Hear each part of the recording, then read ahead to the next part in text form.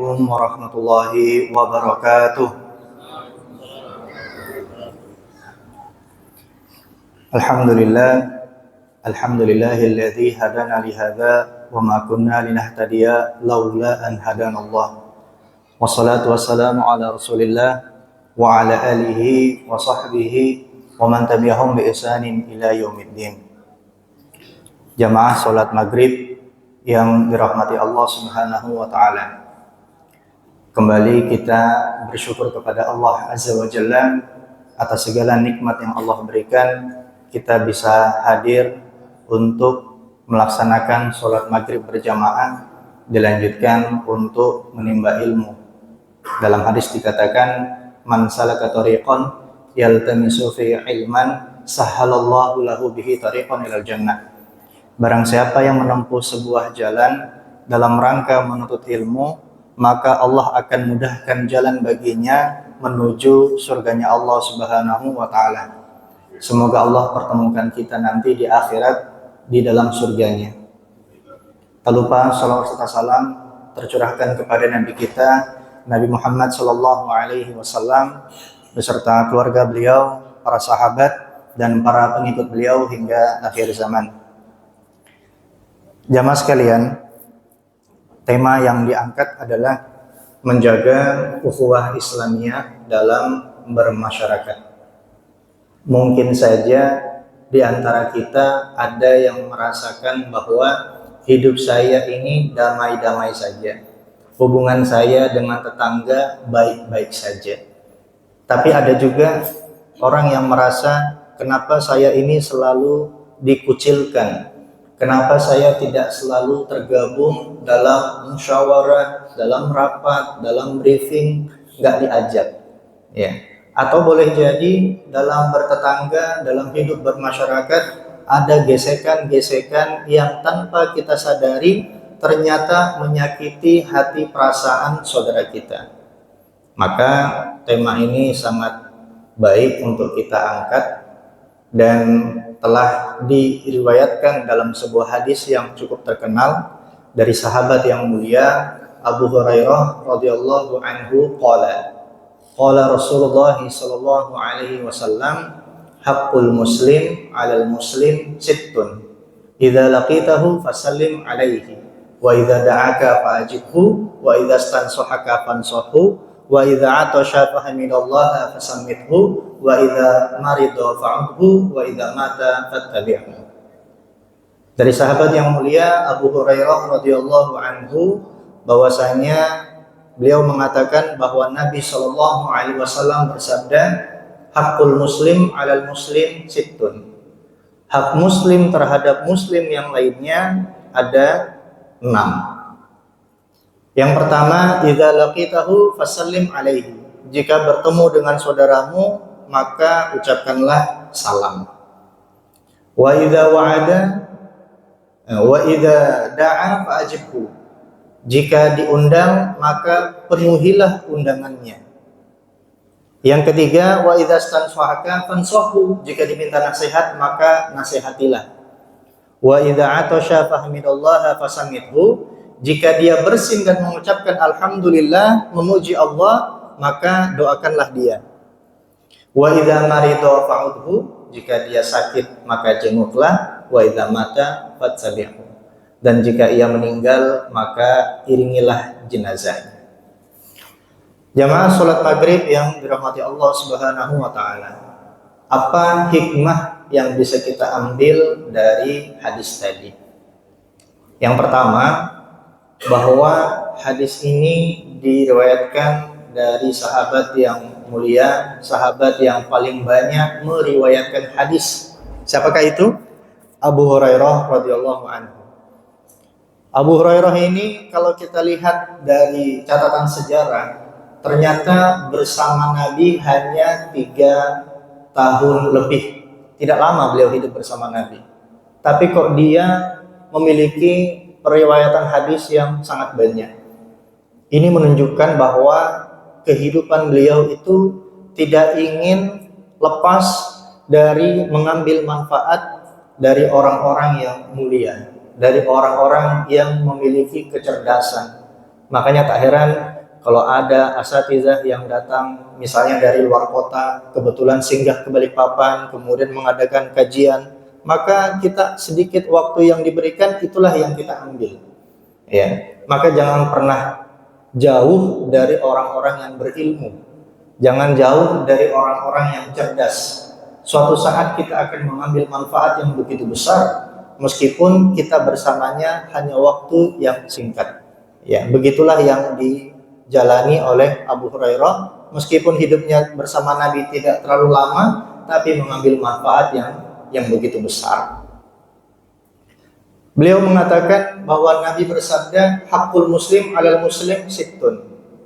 Hak muslim terhadap muslim yang lainnya ada 6. Ya, ada berapa? 6. Idza laqitahu fasallim alaihi. Jika bertemu dengan saudaramu, maka ucapkanlah salam. Pertanyaannya, apakah kita sudah menerapkan, sudah membiasakan untuk menebarkan salam? Boleh jadi kita begitu banyak menghafal hadis tentang keutamaan suatu amalan, tapi sangat sedikit amalan yang kita kerjakan. Makanya kata para ulama, al-ilmu laisa bikasratil hifdz, al-ilmu bikasratil a'mal. Ilmu itu bukan banyaknya hafalan, tapi ilmu adalah banyaknya amalan. Ya. Kita banyak mengetahui keutamaan bersedekah. Sudahkah kita rutin bersedekah? Kita tahu keutamaan berbakti kepada orang tua. Sudahkah kita berbakti? Ya. Begitu banyak amal soleh dengan sebanyak ganjaran, pahala. Ada yang ganjarannya dapat pahala, ada yang dihapuskan dosa, ada yang mendapatkan ampunan, ada yang dijamin akan menjadi penghuni surga, akan diganti dengan Allah dengan lebih baik, dengan berlipat ganda. Banyak sekali amal soleh itu memiliki ganjaran, memiliki keutamaan yang berbeda-beda. Pertanyaannya adalah, apakah kita sudah untuk melaksanakan hadis-hadis atau amal-amal soleh yang kita tahu keutamaannya, tapi kita masih enggan, ya, masih sulit untuk mengerjakan. Maka bersyukurlah kita yang sudah mengetahui keutamaan suatu amalan kemudian mengerjakannya. Ya, ini adalah suatu hal yang begitu besar. Saya mau tanya Pak, pernahkah kita mendapatkan salam dari orang yang tidak kita kenal, belum pernah sebelumnya, tiba-tiba aja kasih salam? Pernah nggak begituin Pak? Pernah ya? Yang kita rasakan bagaimana Pak? Senang rasanya ya? Bahagia rasanya ya? Padahal nggak kenal, tiba-tiba aja ngasih salam. Makanya kunci kebahagiaan itu bukan dicari, tapi diciptakan. Dengan cara apa? Dengan cara memberi kebahagiaan pada orang lain. Apa contohnya berikan bahagia kepada orang lain? Berikan salam. Tidak ada orang kita berikan salam kemudian keningnya mengkerut. Ya. Pasti dia berikan senyuman. Ya, senangnya tuh luar biasa.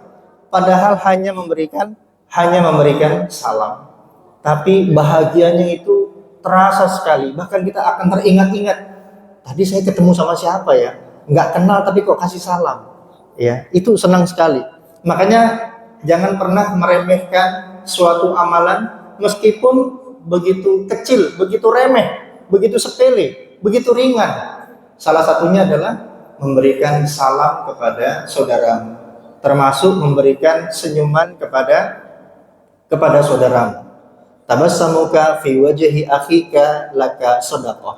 Senyummu untuk saudaramu adalah sedekah. Ya. Jadi tidak mungkin kita berikan salam tanpa senyuman. Pasti ada senyumannya. Bahkan kalau dia berjarak sangat dekat, ditambah lagi jabat tangan. Jadi sudah berikan salam, sudah berikan senyuman, sudah berikan jabat tangan.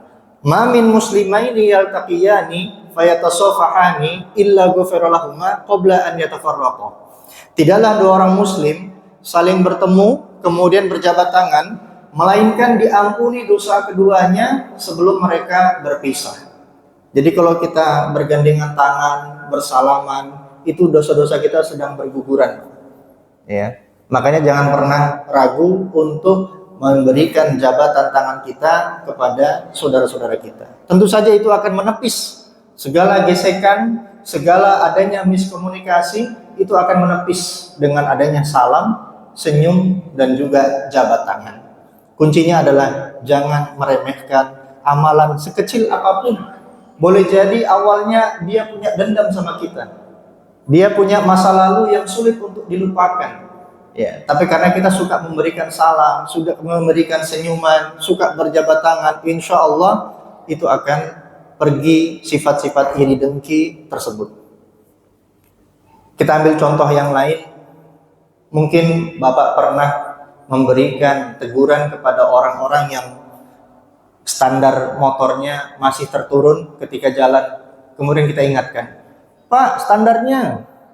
Oh iya, makasih. Pernah begitu, Pak? Apa yang Bapak rasakan? Bahagia nggak, Pak? Seakan kita orang paling baik sedunia, Pak. Padahal sepele sekali itu. Hanya memperingatkan, Pak, itu standarnya.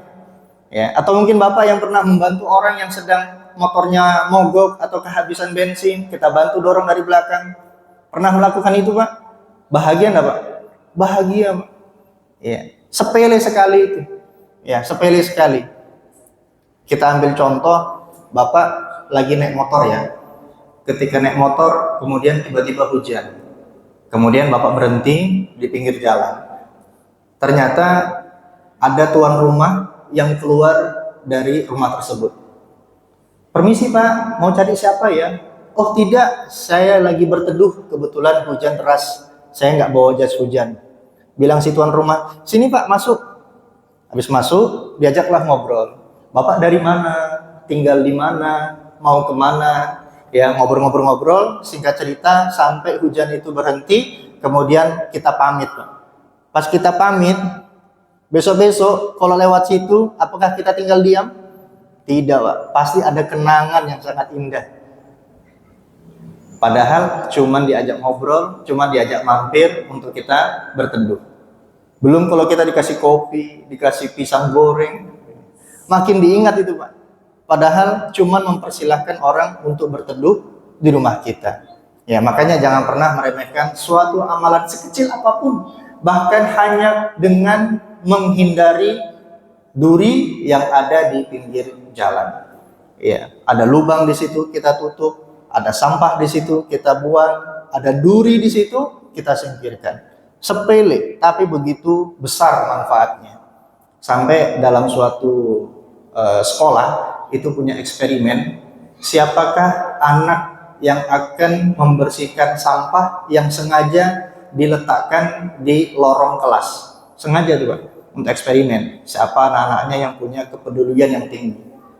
Dan ternyata hampir 1 jam dalam kamera itu nggak ada yang mengambil sampah tersebut. Sampai akhirnya ada seorang wanita, anak-anak yang membersihkan, dan mereka para guru memberikan apresiasi yang begitu besar terhadap orang yang melakukannya. Buang sampah itu sepele kan Pak? Hanya membuang sampah yang ada di depan kita, taruh ke tempatnya. Meskipun itu bukan sampah kita. Semudah itu kita mencari kebahagiaan. Percayalah, semua amal soleh yang kita kerjakan itu pasti mendatangkan kebahagiaan. Ya. Makanya jangan pernah kita anggap itu sebagai beban. Ya, kita ini mengklasifikasikan antara kewajiban dengan kebutuhan. Menuntut ilmu itu kewajiban atau kebutuhan. Biasanya kewajiban itu korelasinya adalah beban. Tapi kalau kebutuhan sebesar apapun, ya beratnya untuk mencapai namanya kebutuhan akan terasa ringan. Kita sholat memang wajib, tapi di satu sisi dia juga kebutuhan kita. Jamaah sholat maghrib yang dirahmati Allah Subhanahu wa Ta'ala. Jadi pulang dari sini, mari kita lebih banyak menebarkan salam, baik yang sudah dikenal maupun tidak dikenal. Dan ini merupakan suatu hal yang patut kita syukuri, karena hanya agama Islam yang ketika dia bertemu dengan saudaranya, dia mengucapkan doa. Ya, kita mengucapkan doa. Assalamualaikum, semoga keselamatan tertuju padamu. Selama kita mendoakan untuk saudara kita, maka ada malaikat yang mengaminkan doa kita. Maka keselamatan itu juga tertuju padamu. Nah, ini hal yang luar biasa. Makanya kalau mau doakan orang, doakan yang baik-baik, Pak. Kalau doakan yang buruk, suatu saat itu akan kembali kepada kita. Ya, ada orang yang punya motor bagus, ya kita doakan, masya Allah bagusnya motornya. Ya, semoga Allah berikan dia rezeki yang berkah. Ya, semoga motor yang dia beli itu bermanfaat. Ya, bukan doakan keburukan, semoga kamu jatuh. Ya. Mudah-mudahan kamu lecet motormu. Ya, kenapa kok bisa kita punya rasa dengki di situ? Kenapa kok kita bisa punya rasa iri, ya, punya hasad di situ? Ya, ada saudaranya mendapatkan keberkahan rezeki, ya, kemudian membeli barang bagus. Kenapa kok kita merasa kepanasan, ya, nggak terima terhadap takdir yang diberikan kepada saudara kita tadi? Nah, ini yang perlu menjadi kewaspadaan pada diri kita. Mari kita introspeksi diri. Kenapa kok hati saya merasa panas kalau ada saudara yang diberikan rezeki lebih dari Allah Subhanahu wa taala? Jamaah sekalian, salam ini juga punya adab. Ya. Adab yang pertama, yang muda berikan salam kepada yang lebih tua, yang sedikit kepada yang lebih banyak, yang berjalan kaki kepada yang duduk, dan yang berkendara kepada pejalan kaki. Coba diulang, Pak. Yang muda kepada yang tua, yang sedikit kepada yang banyak, yang berjalan kepada yang duduk, yang naik kendaraan kepada pejalan kaki. Kalau ditanya, mungkin kita ada guru di sini masuk kelas, apakah yang berikan salam itu gurunya atau muridnya? Gurunya lebih sedikit, berikan salam kepada yang lebih banyak. Murid-muridnya lebih muda, berikan salam kepada yang lebih tua. Jadi mana yang lebih utama? Guru yang berikan salam atau murid yang berikan salam? Murid atau guru? Keduanya boleh, Pak. Ya, boleh. Khairukum man yabda'a bis salam. Sebaik-baik kalian adalah yang mengawali salamnya. Harusnya kita yang rebutan. Ya, rebutan siapa yang duluan memberikan salam. Apa hukumnya menjawab salam?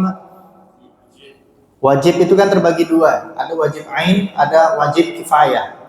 Nah, ini kalau jawab salam wajib ain atau wajib kifayah? Kok tahunya wajib ya? Ya, tahunya wajib ya. Ya, sebagian ulama menjawab bahwa hukum jawab salam adalah fardu kifayah. Cukup diwakilkan saja. Jadi kalau misalnya saya berikan salam kepada jamaah sekalian, hanya satu yang menjawab, maka yang lainnya gugur kewajibannya. Karena cukup satu orang saja. Namanya kifayah, yakfi, cukup. Ya, tapi kalau saya berikan salam tidak ada satupun yang menjawab, disitulah baru timbul dosa. Ya, karena konsekuensi dari kewajiban ketika tidak dilaksanakan adalah dosa. Bagaimana kalau jamaah berikan salam kepada saya semuanya? Assalamualaikum, assalamualaikum, assalamualaikum, assalamualaikum. Kalau dia wajib ain, maka setiap salam harus saya jawab waalaikumsalam, waalaikumsalam, waalaikumsalam, waalaikumsalam. Capek. Ya, karena sifatnya tadi apa katanya? Wajib ain. Ya, makanya para ulama mendefinisikan bahwa wajibnya adalah wajib kifayah. Begitu juga dalam sebuah hadis bahwa Nabi menceritakan ada segerombolan kelompok A gitu ya. Kemudian segerombolan B, salah satu menjawab salam dari gerombolan tadi itu sudah mencukupi untuk semuanya, gugur kewajiban yang lainnya. Ya, jadi itu cukup satu orang saja yang mewakili. Itu yang pertama, jika bertemu ucapkan salam. Yang kedua, wa idza da'aka fa'jibhu. Jika diundang maka penuhilah undangannya.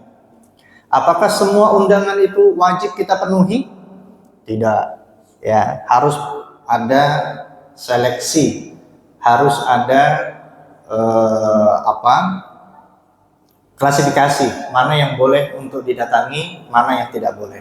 Memangnya ada undangan yang tidak boleh? Ada. Yang pertama adalah undangan yang mengandung kesyirikan. Ya, itu sudah jelas. Akidah kita bisa goncang kalau menghadiri acara-acara yang kemusyrikan tadi. Dan ada perayaan-perayaan yang sebenarnya tidak perlu kita hadiri. Dalam sebuah buku, penulis menjelaskan ada 5 perayaan yang setelah diteliti memang tidak pernah ada dasarnya dari Islam. Yang pertama adalah perayaan malam tahun baru Masehi.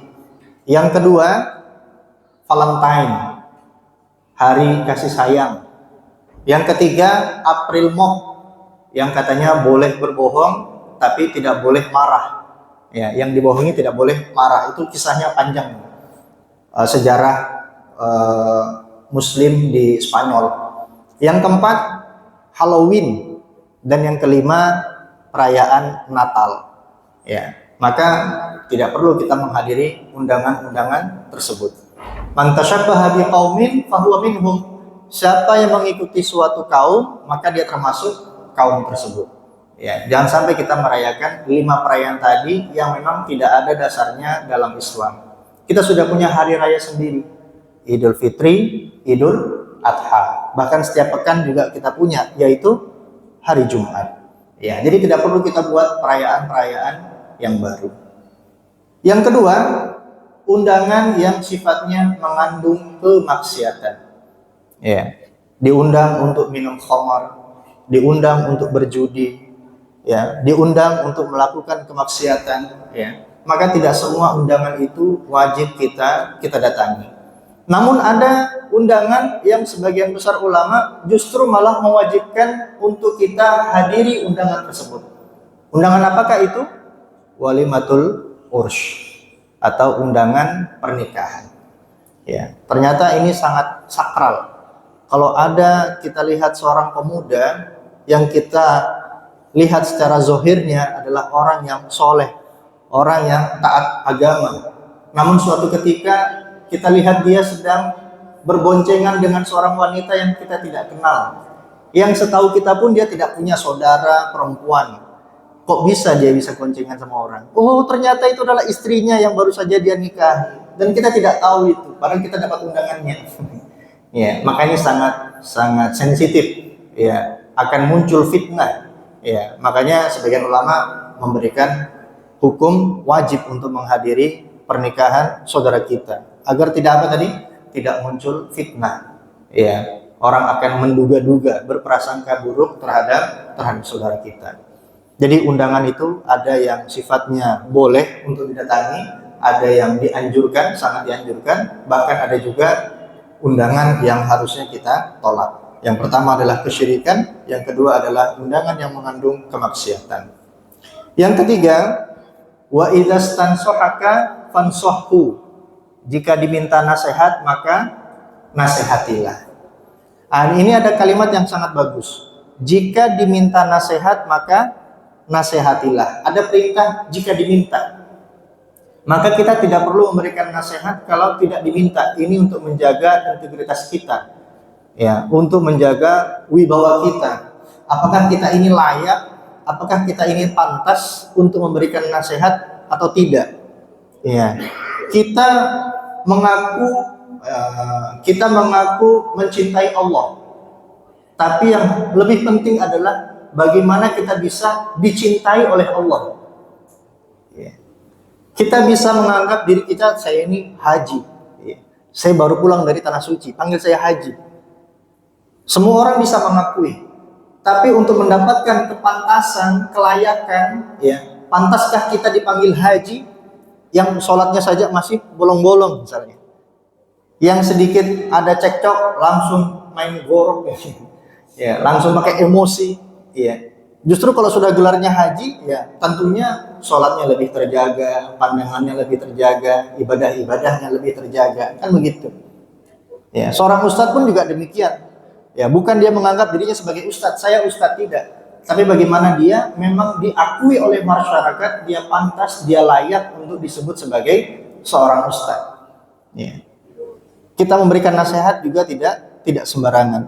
Apakah kita memberikan nasihat ini, apakah sudah sesuai, sudah pantas? Ya, makanya dalam ilmu eh, metodologi dalam penyampaian dakwah adalah nasihat itu utamakan untuk diri kita sendiri terlebih dahulu sebelum memberikan nasihat kepada orang lain. Ada orang ceramah memberikan nasihat, temanya adalah keutamaan sabar. Oh, ternyata sama anaknya di rumah nggak pernah sabaran. Ya.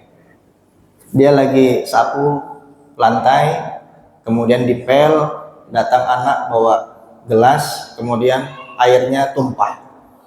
Emosi dia cubit paha anaknya, nangislah dia. Ya, marah, selesai. Padahal solusinya tinggal dibersihkan, selesai. Ya. Sampai ada sebuah kisah di mana seorang ayah yang baru saja membeli mobil yang sangat bagus, kemudian dicoreti oleh anaknya pakai batu, lecetlah mobil itu. Keesokan harinya pas mau naik mobil, ini mobil kok lecet, siapa yang bikin lecet? Setelah ditelusuri, lihat CCTV, oh ternyata anaknya yang mencoret pakai batu. Kan baretnya sangat kentara ya kalau pakai batu. Langsung dihantam, dipukul, dicubit, membiru, dan si bapak emosi sampai tidak mau bertemu sama anaknya, saking marahnya karena mobil baru. Ternyata dia punya ART dan si anak tadi berpisahlah sementara, saking nggak mau ketemu sama anaknya, jadi dia tinggal sama ART dulu sementara. Nah, sama si ART ini dirawat, tapi setelah 1 pekan ini sakitnya nggak sembuh-sembuh, bahkan tiba-tiba demam tinggi, kemudian tangannya sudah mulai membusuk. Barulah si bapak dilaporkan, Pak, ini anaknya harus segera diperiksa ke dokter. Setelah diperiksa ke dokter, apa hasilnya, Pak? Tangannya harus diamputasi, harus dipotong. Setelah dipotong, barulah dia bertemu dengan bapaknya, dan si anak tadi sambil menangis mengatakan, ayah, baru ini aku bertemu ayah, dan baru ini aku punya kesempatan untuk minta maaf sama ayah. Tapi tolong kembalikan tanganku. Mana tanganku, ayah? Ya, tangannya sudah tidak ada. Akibat apa? Akibat dia tidak bisa menahan amarah. Makanya pantas Nabi mengatakan, la taqdab walakal jannah. Jangan marah maka bagimu surga. Karena menahan amarah itu betul-betul susah, berat, tapi ganjarannya surga. Ya, di sini ada ibu-ibu, coba aja tanya ibu-ibu, Bu, kalau di dapur ketemu gula dalam toples, terus toplesnya terbuka, terus bersemut, kira-kira yang dilakukan ibu apa? Biasanya ngomel dulu, ngomel dan cari pelakunya. Kalau sudah ketangkep pelakunya, ya sudahlah, dianiaya sudah itu.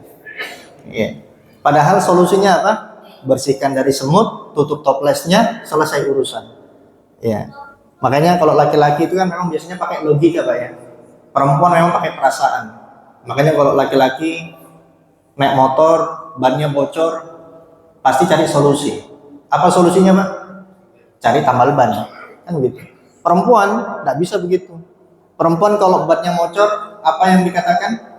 Kenapa ya? Perasaan nggak lebatin lubang, perasaan nggak ada paku, kok bisa bocor? Dia pakai perasaan. Ya.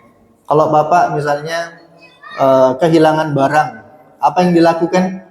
Pasti berpikir pakai logika. Saya tadi mampir kemana saja? Oh tadi ke dapur, oh tadi ke ruang tamu, tadi ke kamar. Perempuan bagaimana? Perasaan ditaruh di atas meja, kok hilang ya? Ya. Dia pakai perasaan. Nah kalau laki-laki pakai logika, dan mudah-mudahan bisa kita mengontrol emosi kita, gunakan akal pikiran kita. Dampak dari amarah yang akan kita lakukan ini berdampak positif atau negatif. Apatah lagi sampai membentak anak, ya, membuat anak menjadi trauma, bahkan dia ingin inisiatif membantu pun menjadi takut, menjawab pertanyaannya pun menjadi takut. Ya, karena apa yang dilakukan si anak pasti salah. Dan kami juga punya anak kecil, di mana kami juga masih belajar ya bagaimana menjadi orang tua yang sabar. Makanya anak itu adalah guru yang paling berjasa dalam mengajari kita yang namanya kesabaran. Ya, praktek langsung. Jamaah sekalian yang dirahmati Allah Subhanahu wa taala. Jadi kita diminta nasihat, baru nasihatilah. Dalam sebuah hadis, Abdullah bin Mas'ud pernah bertanya kepada Nabi Shallallahu alaihi wasallam, "Ayu amalin ahabbu ilallah taala?" Ya Rasulullah, amalan apakah yang paling dicintai oleh Allah Subhanahu wa taala? Nabi menjawab, "As-salatu ala waqtiha, birrul walidain, wal jihadu fi sabilillah." Nabi menjawab, amalan yang paling dicintai oleh Allah Subhanahu wa taala adalah salat pada waktunya, berbakti kepada orang tua, dan jihad di jalan Allah. Namun ternyata Abu Hurairah pernah bertanya dengan pertanyaan yang sama, tapi dengan jawaban yang berbeda, bukan 3 perkara tadi. Apa maksudnya?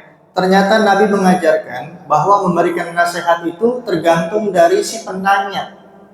Statusnya dia sebagai apa? Kalau dia seorang pemimpin kemudian dimintai nasihat, maka nasihat yang tepat untuknya adalah bagaimana dia bersikap amanah, bersikap adil. Kalau dia sebagai pedagang, apa nasihatnya? Bagaimana dia bisa berdagang dengan jujur. Ya. Kalau dia seorang anak-anak, amalan yang paling tepat untuknya adalah bagaimana dia berbakti kepada orang tua. Kalau yang bertanya adalah orang kaya, apa nasihat untuknya?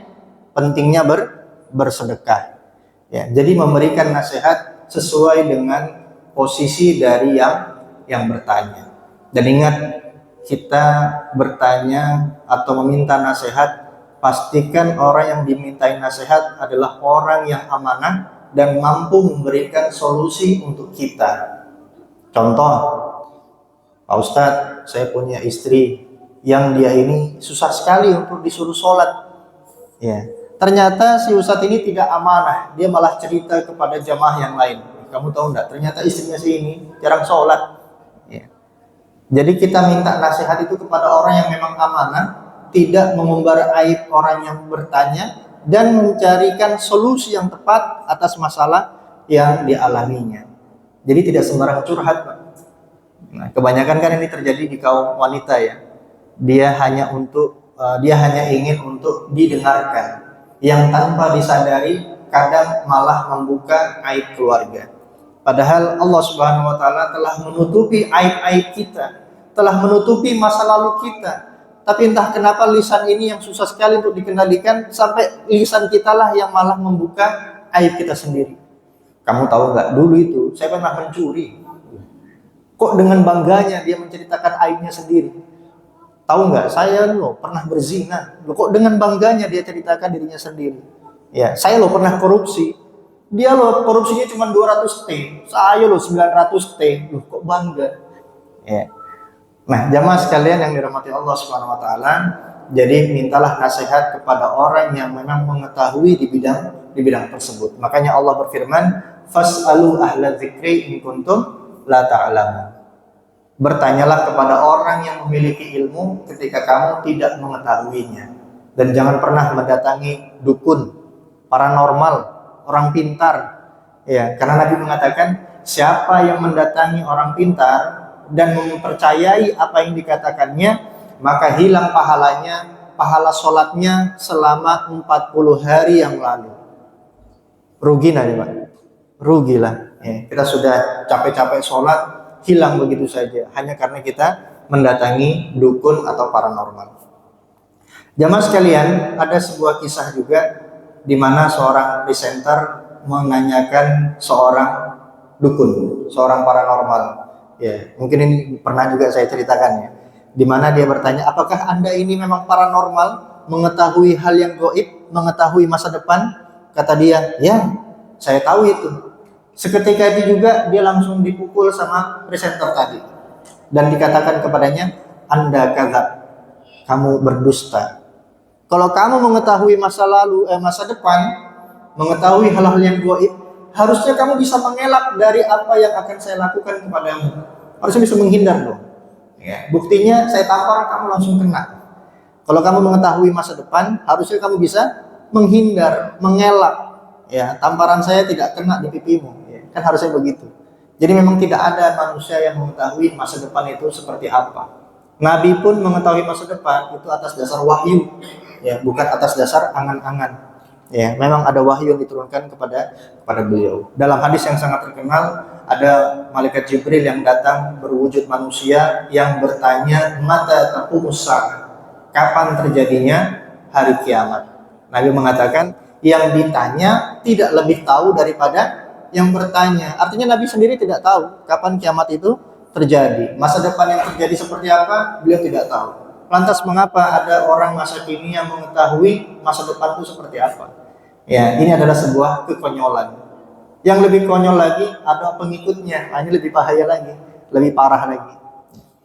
Baik, yang ketiga. Coba kita ulang, Pak. Yang pertama tadi apa? Jika bertemu, ucapkan salam. Yang kedua, jika diundang, penuhi undangannya. Yang ketiga, jika diminta nasihat, nasihatilah. Ya, termasuk anak-anak kita yang mau lanjut sekolah, yang mau melamar kerja, yang mau melamar pujaan hati, minta nasihat sama kita, ya, karena dinilai kita punya pengalaman. Dan berbaik sangkalah, bersyukurlah ketika yang dimintai nasihat itu adalah kita sebagai orang tuanya. Dia tidak mencari figur teladan orang lain di luar sana. Dia malah bertanya kepada kita, "Pak, saya mau nikah. Bagaimana pendapat Bapak?" Ini adalah hal yang luar biasa.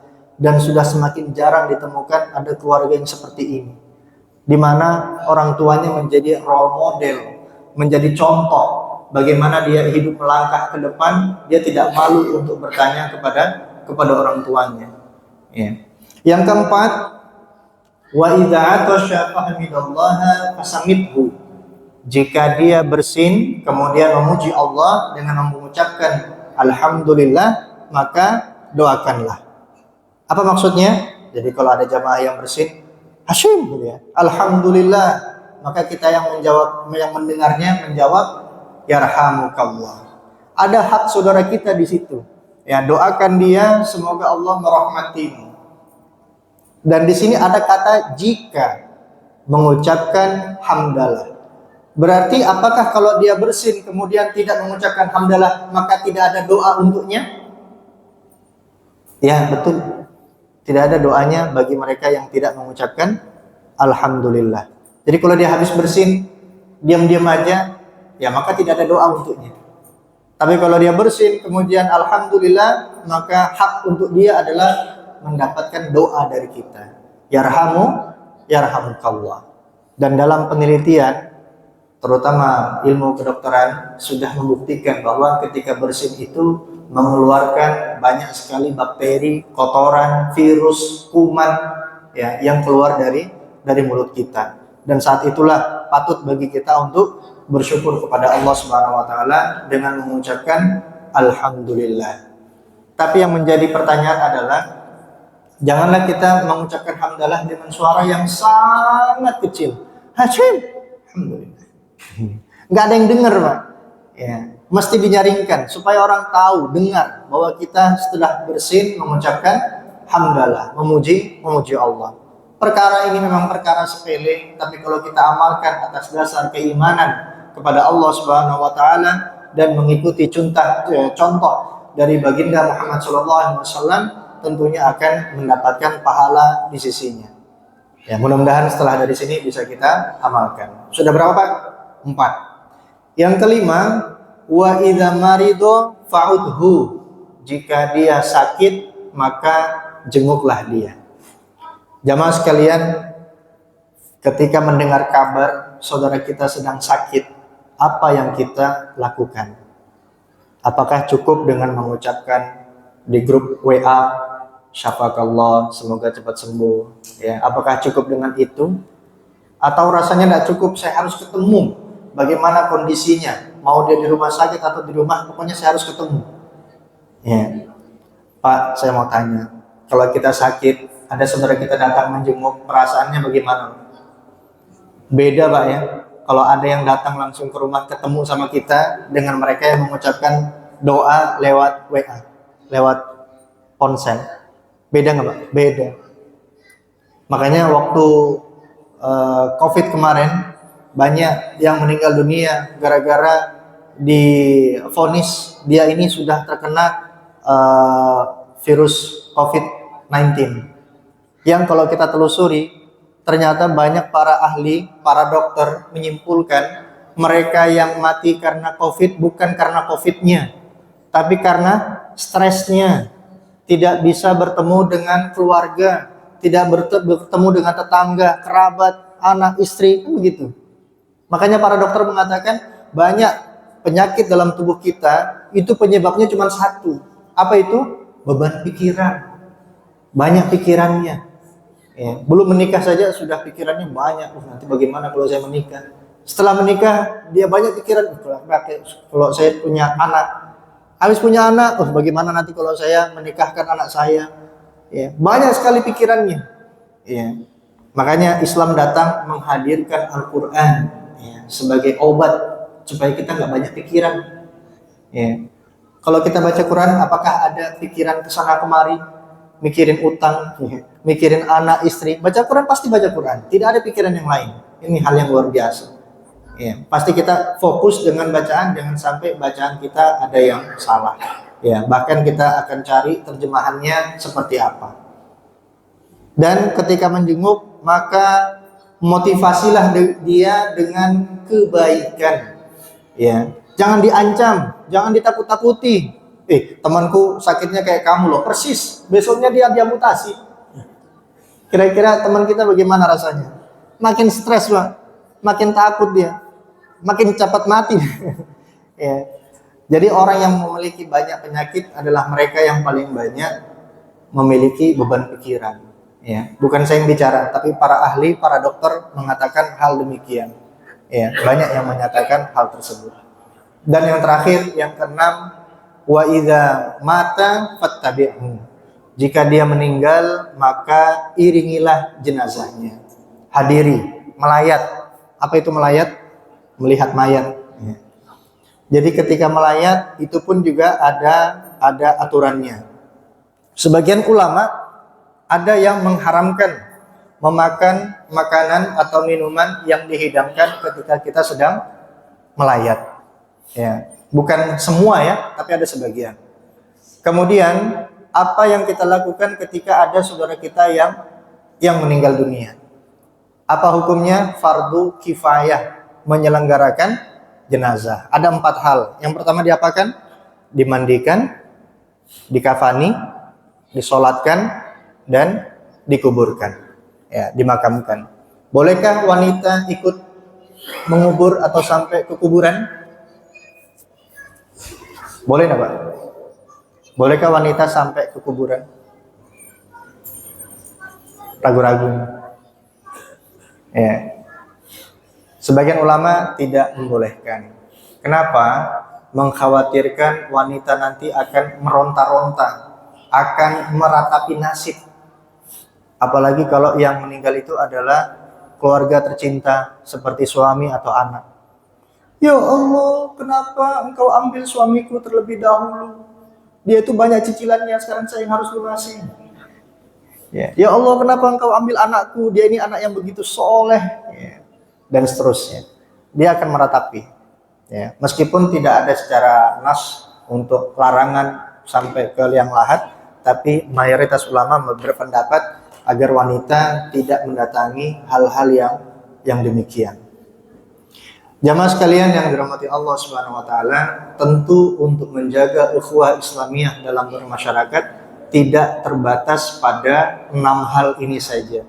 Banyak hal-hal yang lain, hak-hak saudara kita yang sejatinya kita penuhi.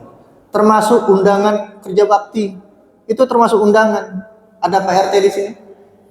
Ya, enggak ada ya. Apa yang kita lakukan kalau Pak RT ngajak kerja bakti? Apakah kita penuhi undangannya? Apalagi kalau kerja baktinya pas di hari libur ya, hari Ahad, lagi pengen istirahat. Ya, ada suatu momen yang dilematis terutama untuk para lelaki. Laki-laki itu pulang kerja pengen istirahat. Sedangkan ibu di rumah kalau suami datang pengen gantian untuk ngurusi anak. Betul Pak ya? Ada dilematis. Tapi ketahuilah bahwa seorang suami ketika dia pulang mendapati istrinya dan anaknya dalam bentuk keceriaan, maka lelahnya akan menghilang. Kadang banyak perempuan, terutama ibu-ibu, tidak memahami hal tersebut. Ya. Banyak di antara mereka yang menginginkan suaminya pulang, cepat pulang, tapi ya dengan kondisi rumah berantakan, ya, dalam pakaian istri yang serampangan dan sebagainya. Dan suami itu hakikatnya rajin. Yang penting jangan disuruh. Betul nggak, Pak? Hakikatnya laki-laki itu rajin. Yang penting jangan disuruh. Apa yang Bapak lakukan kalau mau pulang kerja terus disuruh istri pulang? Pak, pulang. Itu mentalnya merasa direndahkan. Tapi kalau ganti dengan kalimat, Pak, pulang nanti hati-hati ya, semoga selamat di jalan. Itu tenang, Pak, pulangnya. Tapi kalau disuruh pulang, Mas pulang, disuruh, itu laki-laki semakin bantang. Ya, akan hilang harga dirinya kalau laki-laki itu disuruh-suruh. Ya, makanya mintalah dengan permintaan doa. Ya, mungkin itu yang bisa kami sampaikan, kurang lebihnya mohon maaf. Tentunya kami lebih banyak belajar daripada bapak-bapak sekalian yang tentunya hidup lebih lama dalam bermasyarakat, dan apa yang kami sampaikan benarnya datangnya dari Allah Subhanahu wa taala. Adapun salah dan khilaf, kami mohon ampun kepada Allah Subhanahu wa taala. Semoga Allah Azza wa Jalla memberkahi umur kita, usia kita, keluarga kita, harta kita, dan apapun yang kita miliki. Semoga Allah Subhanahu wa taala juga akan mempertemukan kita di surganya nanti kelak insyaallah. Hadanallahu wa iyyakum ajma'in. Wassallallahu ala nabiyina Muhammad wa ala alihi wa sahbihi wasallam. Alhamdulillahirabbil alamin. Assalamualaikum warahmatullahi wabarakatuh.